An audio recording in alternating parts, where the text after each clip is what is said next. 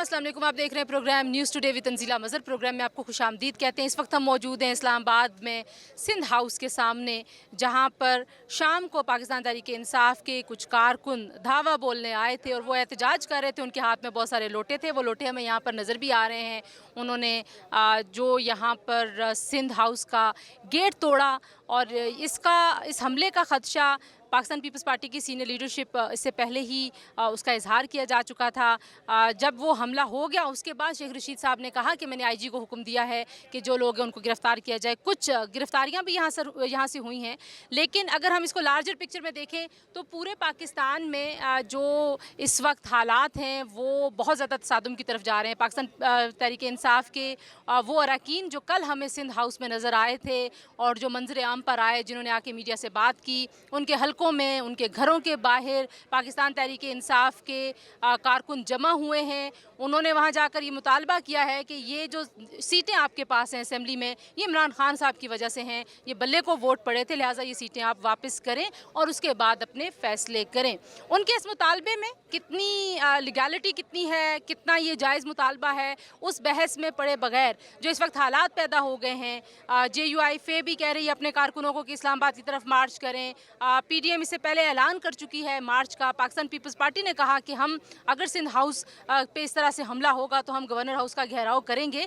तो सियासी तौर पर हालात यकीनन अनारकी की तरफ जा रहे हैं। हुकूमत की जिम्मेदारी होती है कि वो रिस्ट्रेन शो करे, लेकिन अभी तक हमें हुकूमत की तरफ से ऐसे किसी तहम्मुल के मुजाहरे की अलामत कहीं भी नज़र नहीं आती है। अगरचे असद उमर साहब ने कहा कि ये पार्टी के कारकुन हैं, ये उनके जज्बात हैं, तसादुम पार्टी की पॉलिसी नहीं है, लेकिन जिस तरीके से इस तसादुम को, जिस तरीके से लोगों के घरों पर हमले की वीडियोस को शेयर किया जा रहा है और उनको अप्रिशिएट किया जा रहा है, तो यकीनन ऐसे लगता है कि पार्टी इन कारकुनों के इस एहतजाज से खुश हो रही है।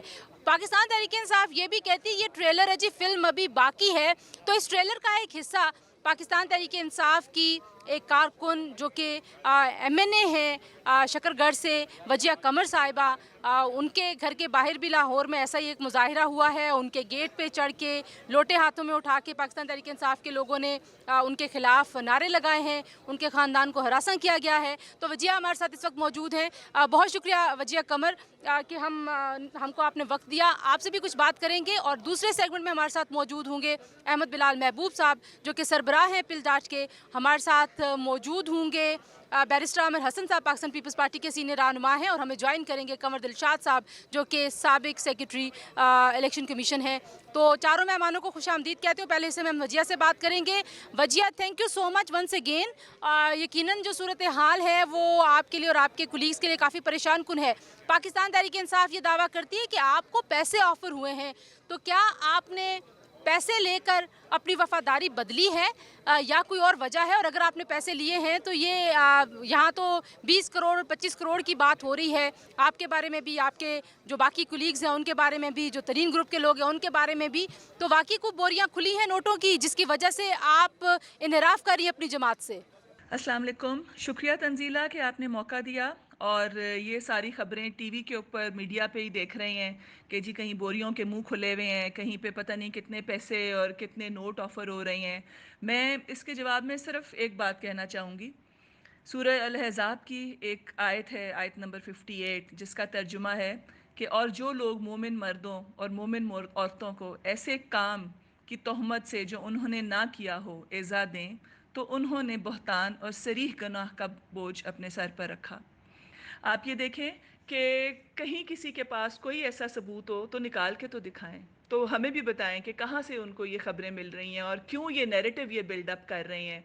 वो इसलिए बिल्डअप कर रहे हैं कि इनका ख्याल है कि इनके पास जो ख़वातीन हैं जो इतनी मेहनत से और अपनी काबिलियत की बुना पर अगर पॉलिटिकल स्पेस बनाना चाहती हैं तो उनकी कोई सियासी सोच है ही नहीं है। ये इंतहाई मिसोजिनिस्ट सोच के ये लोग हैं जो ये बातें कर रहे हैं कि अगर जो हमारे बाकी जो मेंबर हैं वो भी जिनके ऊपर ये बोहतान लगाया जा रहा है, उनमें से कोई एक भी ऐसा नहीं है, कोई एक भी ऐसा नहीं है कि जिसका कोई भी ऐसा मसला हो कि जो उसका कोई ज़ाती मसला हो। वो जिस बुनियाद के ऊपर उन्होंने पार्टी से पार्टी की पॉलिसीज़ से इख्तलाफ किया और अभी तो ये फ़ैसला भी नहीं किया कि वोट पार्टी के हक़ में देना है, नहीं देना है या कोई भी एक जो भी हिकमत अमली बनानी है, वो क्या बनानी है, उससे पहले ही ये सारा कुछ शुरू हो गया है। तो इसका मतलब आप खुद समझ सकती हैं कि ये सिर्फ़ इसलिए हो रहा है ताकि जो लोग अभी आना चाह रहे हैं, क्योंकि यहाँ तो लाइन लग गई है।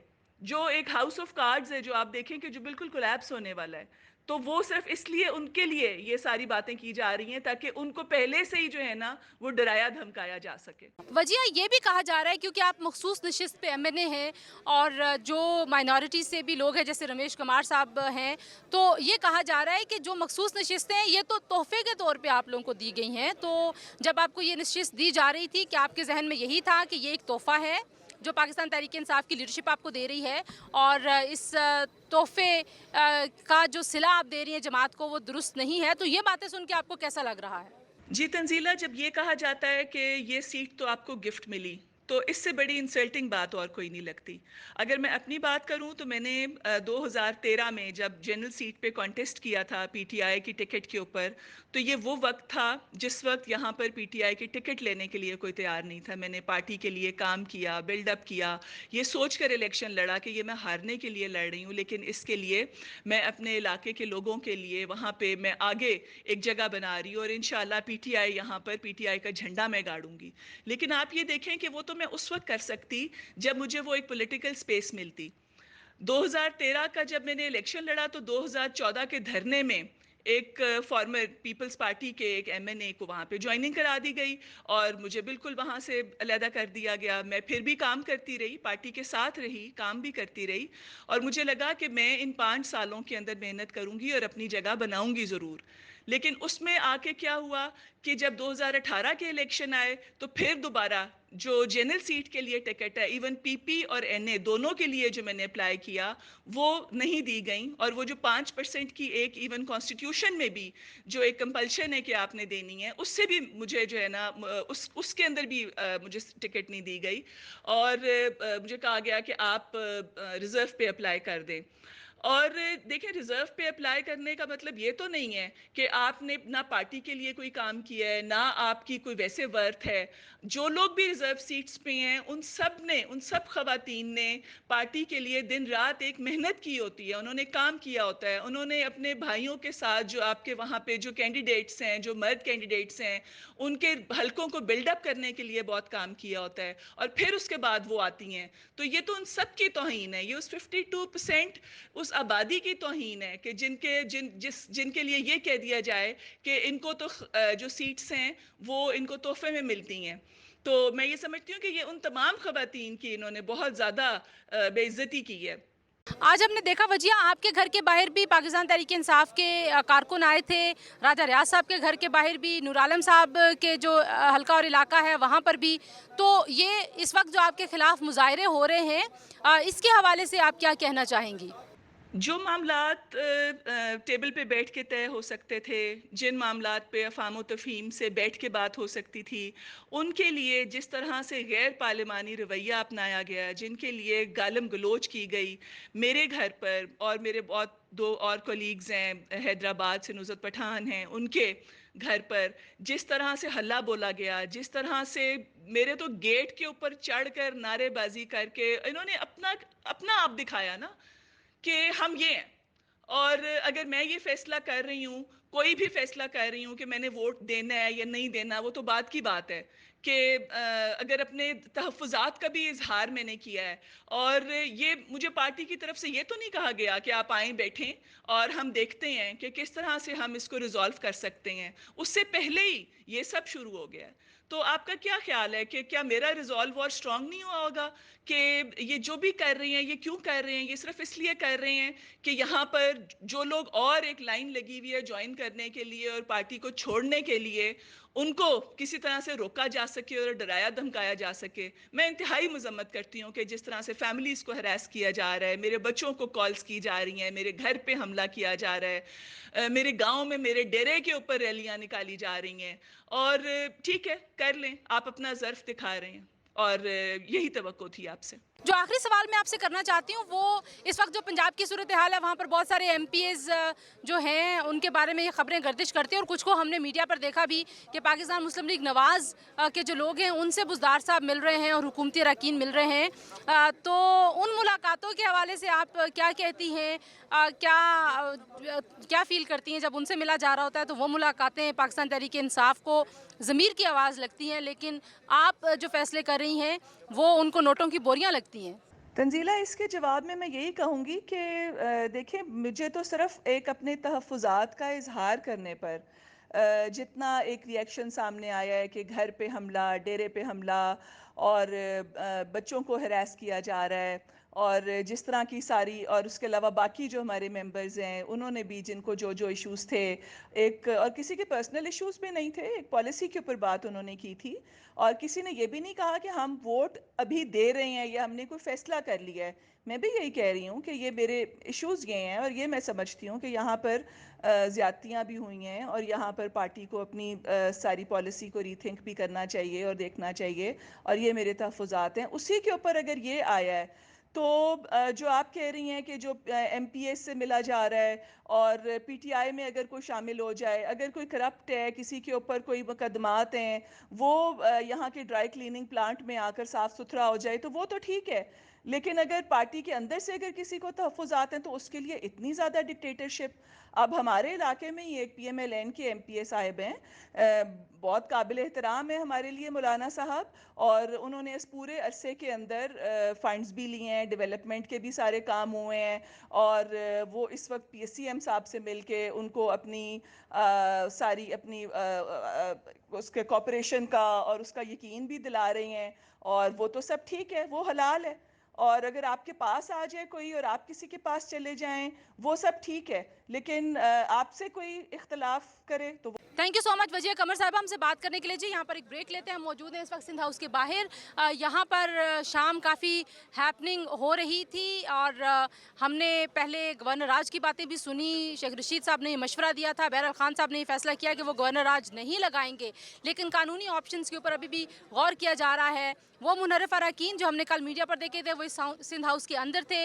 आज ज़राए ये दावा कर रहे हैं कि अब वो यहाँ पर मौजूद नहीं है, वो यहाँ से जा चुके हैं। बहरहाल इसके बावजूद पाकिस्तान तहरीक इंसाफ के कारकुन यहाँ पर आए, इस्लामाबाद पुलिस खामोशी से खड़ी रही, उन्होंने उनको यहाँ पे आने दिया। सिंध पुलिस ने उस तरह का रिएक्ट नहीं किया, गेट तोड़ा उन्होंने। और सिंध हाउस यकीनन वफाक की एक अलामत है। यहाँ पर कश्मीर हाउस है, गिलगित बल्तिस्तान हाउस है, बलोचिस्तान हाउस है, खैबर पख्तूनख्वा हाउस है इसी जगह पे, और यहाँ पर सामने ही चीफ जस्टिस साहब का घर भी है, उनकी रिहाइश भी है। तो यहाँ पर जो मुजाहिरा हुआ आज, वो अगर ट्रेलर है तो आइंदा की फिल्म कैसी होगी, कुछ उस पर बात करेंगे। ब्रेक के बाद हमारे साथ मेहमान मौजूद होंगे, हमारे साथ रहिए।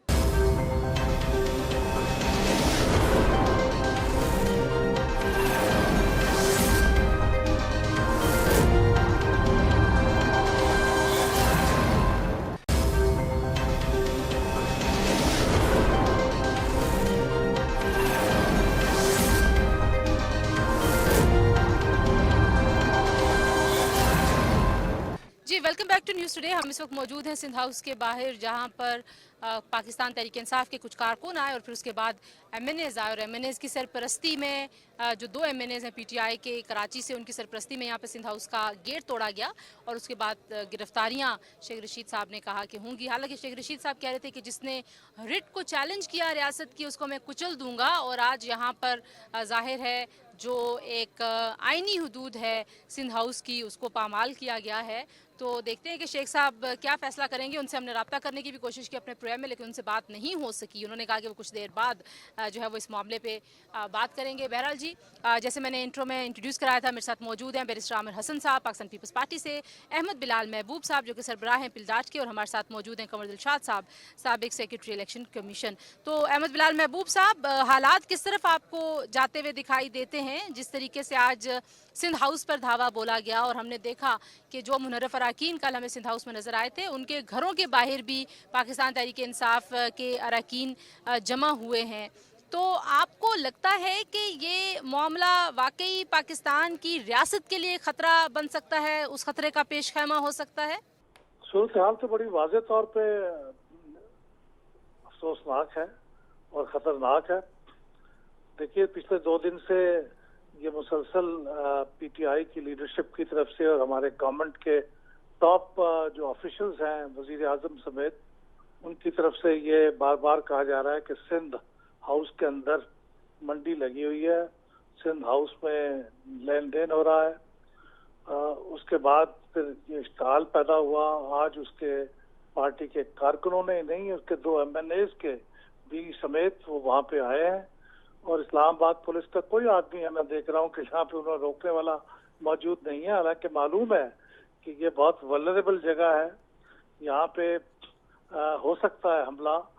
अगर आम हालात में भी, चूंकि यहाँ सिंध हाउस में या किसी भी पंजाब हाउस हो या बलूचिस्तान हाउस हो, वहाँ पे हाई ऑफिसर्स भी रहते हैं जो वैसे भी टारगेट हो सकते हैं, तो उसकी सिक्योरिटी का काफी सख्त इंतजाम होता है।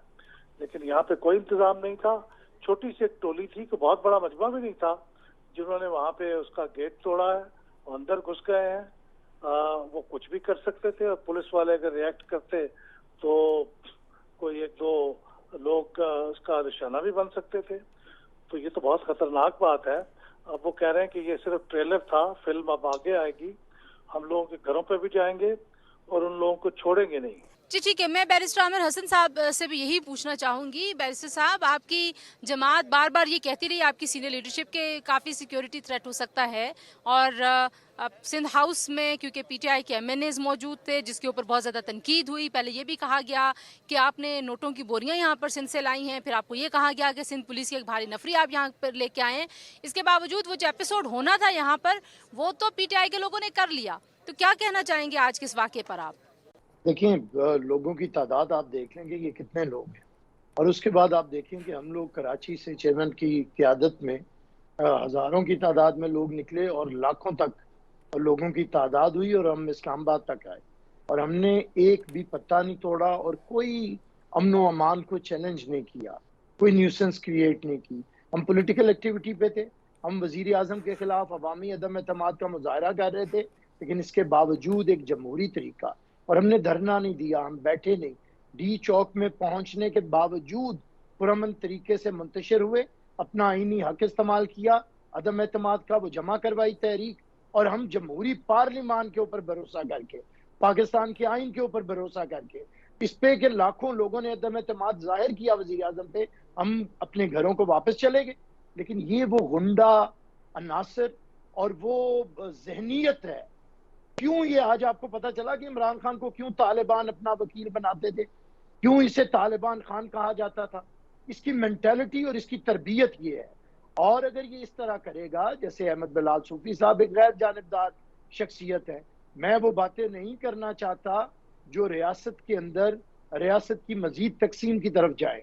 मैं वो बात नहीं करना चाहता कि सिंध को किस तरह से, सिंध को लाशों के तोहफे दिए गए हैं और किस तरह से सलूक होता रहा है। और इमरान खान को आज ये गुंडा अनासिर के साथ, ये कौन लोग हैं जिन्हें इमरान बाजियाब करवाने आया है? क्या ये सारा चोरी का सामान नहीं है? हमारे घरों से चुराया नहीं गया? हमने 40 साल तक जिन पॉलिटिकल वर्कर्स को पॉलिटिकल लीडरशिप में कन्वर्ट किया, अपनी जानें दे के तरबियत की गई, सियासी क़यादतें बनाई गई, उन्हें तुमने एक छड़ी के जरिए, शुजा पाशा की एक छड़ी के इशारे पे तुम अपने घर में लेके चले गए। और आज अगर वो वापस आ रहे हैं अपने घरों में, या हम उन्हें अपना हक जितलाते हुए वापस ले रहे हैं और वो अपनी मर्जी से आ रहे हैं। आज हमारे पास रियासत के वसाइल नहीं है, आज भी रियासत के वसाइल तुम्हारे पास है। जी ठीक है, आपका पॉइंट आ गया। हम कोशिश ये करें कि हम पाकिस्तान तहरीक इंसाफ के भी किसी सीनियर मेंबर से बात करें इस हवाले से। लेकिन कमर दिलशाद साहब, जो सूरत हाल आपने देखी, जाहिर है इससे पहले भी हम माजी में देखते रहे हैं, लोग पार्टियां भी बदलते रहे हैं, तो ये जो आज हुआ यहाँ पर, जिस तरीके से सिंध हाउस पर धावा बोला गया है और वो अरकान जो एक मुख्तलिफ राय रखते हैं पाकिस्तान तहरीक इंसाफ की पॉलिसी से, उनके घरों के बाहर जो कुछ हो रहा है, ये पहली बार हम मनाजर देख रहे हैं? इससे पहले भी आप समझते हैं कि पाकिस्तान में ये रवायती तौर पर जो होता था, 90 की सियासत, 80 की सियासत, वही दोहराई जा रही है? आज का बड़ा अफसोसनाक वाक़या हुआ है। ये सिंध हाउस पर हमला नहीं होना चाहिए था। सिंध हाउस जो है हमारी फेडरेशन का एक वहादत की अलामत है। जिस तरह हमारे यहाँ खैबर पख्तूनख्वा हाउस है, बलूचिस्तान हाउस है, कराची में हमारा पाकिस्तान हाउस है, ये सारी चीज़ें जो है इससे बड़ा बुरा असर ये पड़ेगा कि जो हमारे इत्तेहादी जो अब हैं, जो हुकूमत के इत्तेहादी जो हैं, अब वो उनके लिए लम्हा फिक्रिया हो गया कि इन हालात में उनकी सोच क्या जा रही है।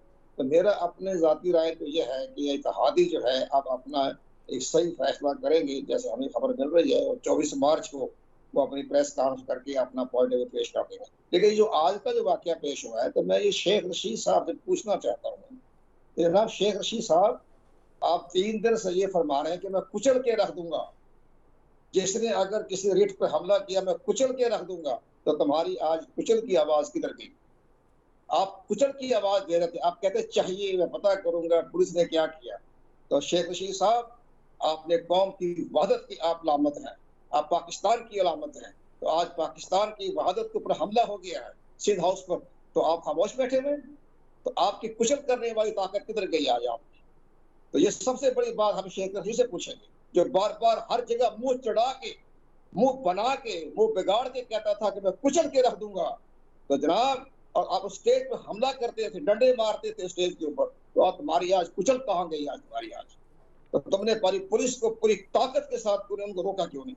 उनको सबको तुमने खामोशी तैयार की हुई, और तुम्हारा कुचलपन कहाँ गया आज तुम्हारा? ये अब इन हालात से पाकिस्तान आगे कैसे बढ़ेगा? हालात बनने क्या जा रहे हैं जब तमाम सियासी जमातों ने एहतजाज की कॉल दी हुई है, और वो सभी, चाहे वो पीडीएम का लॉन्ग मार्च हो, चाहे पाकिस्तान पीपल्स पार्टी जिन्होंने एग्री कर लिया कि वो पीडीएम के लॉन्ग मार्च में दाखिल होंगे, शामिल होंगे, और वो लोग जो कि ये कह रहे हैं पाकिस्तान तहरीक इंसाफ की जानिब से कि 10 लाख का मजमा डी चौक में जमा करेंगे। तो जब ये सारा मजमा, सारे सियासी इज्तिमात एक जगह पर इकट्ठे होंगे, तो फिर क्या सूरत हाल होगी? ब्रेक के बाद उस पर बात करते हैं, हमारे साथ रहिए।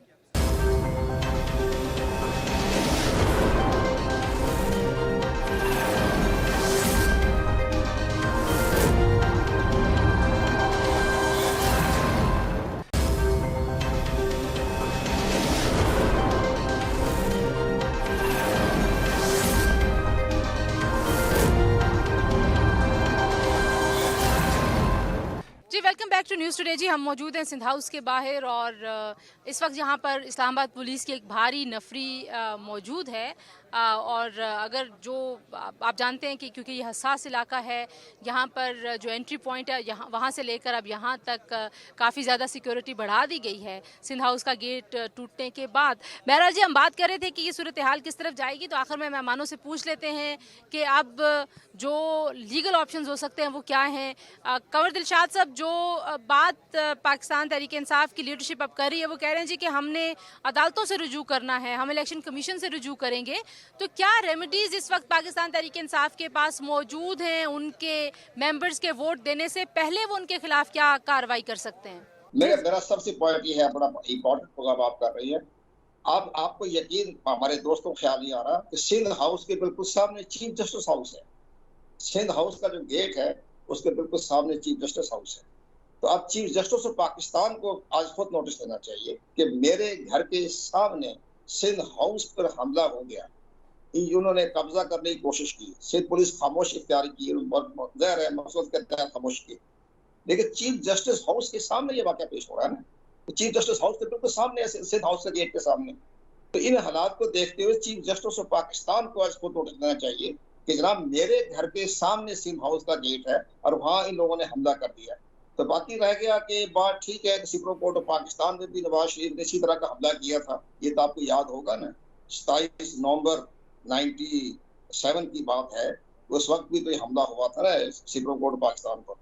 तो ये तो रवायत हमारे सियासतदानों की है। अहमद बिलाल महबूब साहब, जो सूरत हाल है इसमें ज़ाहिर है काफ़ी एक हसास मामला है कि अगर दोनों जानब से ये कहा जा रहा है कि कोई कह रहा है हम सिंध हाउस पर हमला करेंगे, कोई कह रहा है कि हम गवर्नर हाउस का घेराव करेंगे, तो अगर इतना एग्रेसिव और जारहाना दोनों तरफ से मामला होगा तो फिर ये मामला जाके रुकेगा कहाँ पे? और इस वक्त आप हुकूमत की क्या जिम्मेदारी समझते हैं? जो रिस्ट्रेन शो करना चाहिए हुकूमत को, आपको लगता है कि कहीं पे पाकिस्तान तहरीक इंसाफ की हुकूमत इस सारे मामले को सही से हैंडल कर रही है, या आपको यही तवक्को थी कि जब उनके अरकान सामने आएंगे, जिसका अपोजिशन दावा करती रही है कि हमारे पास 20 से ज़ायद नंबर है, और हमसे बात करी थी वजिया कमर साहिबा, उन्होंने कहा जी अब तो लाइन लगी हुई है और ये तो 40 से ज़्यादा नंबर हो चुका है।